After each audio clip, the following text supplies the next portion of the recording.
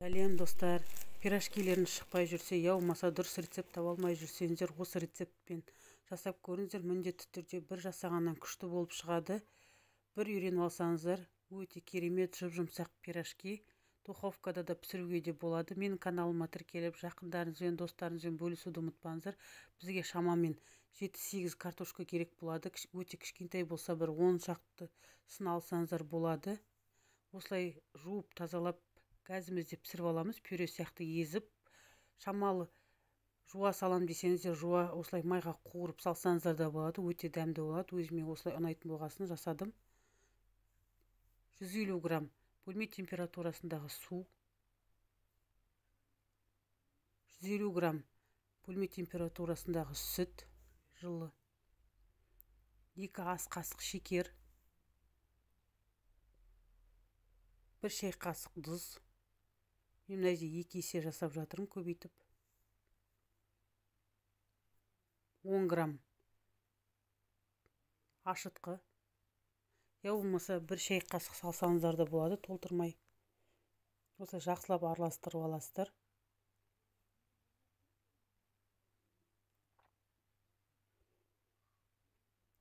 Елу грамм ерітілген майымызды құямыз. Ыссы күйінде құйып жүрмеңіздер, пісіп қалады. Осылай араластырып аласыздар, жақсылатып. Маргарин қолдансаңыздар да болады. Електен 550 грамм осылай ұнымызды алып өткіземіз. Кейбір ұнның тығыздығы болады, көп салып жүрмеңіздер. Бұл жерде 550 грамм салғаннан кейін қамырын жабысқақ болып жатса, тағы қосып жіберуіңізге болады. 150 граммдай артық ұн қосып жүрмеңіздер. Осы 550 грамм салған ұным дәл болды. Жақсылап осылай араластырасыздар. Мен мына жерде 2 есе көбейтіп жасап жатырмын. Жартылай майға, жартылай духовкада жасайтын болғасын. Аузын жауып 1 сағатқа көтертуге жібереміз. Общий қамырымызды өлшеп аламыз. Сосын бөлуіңізге болады.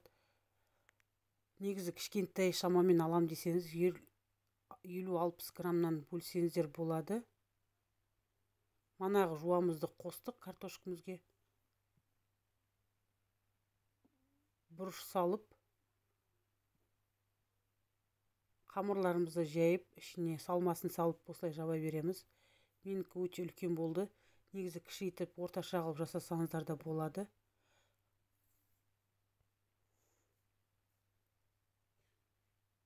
Қызып тұрған майымызға алдын ала орташа отта пісіресіздер. Қатты отқа қойсаңыздар шек болып қалады.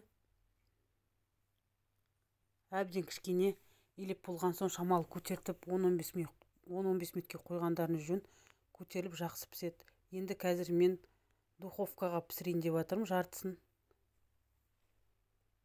Өйткені мен жолдасым асқазаны майлы тамақты көтермейтін болғасын, духовкаға жартылай духовкаға пісіруге дайындадым. Осылай.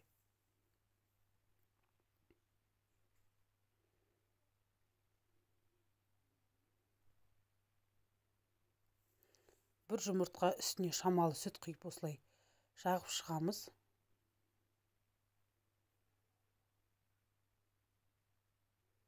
Сол кезде беті жылтырлап әдемі болады. Мен бетіне ақ күнжіт септім. Сеппесеңіздер де болады. Я болмаса мак. Өз қалауларыңыз. 170-180 градуста пісіресіздер. 20-25 минутта қарап тұрып. Кейбір пештің бір жақтары қызады, бір жақтары қызбайды, ауыстырып пісіресіздер. Осылай 170-180 деп пісіріп аламыз. 20-25 минут. Біздің пирожкилеріміз дайын болды. Міндетті түрде жасап көріңіздер. Менің каналыма тіркеліп, жақындарыңызбен, достарыңызбен бөлісуді ұмытпаңыздар. Ас болсын.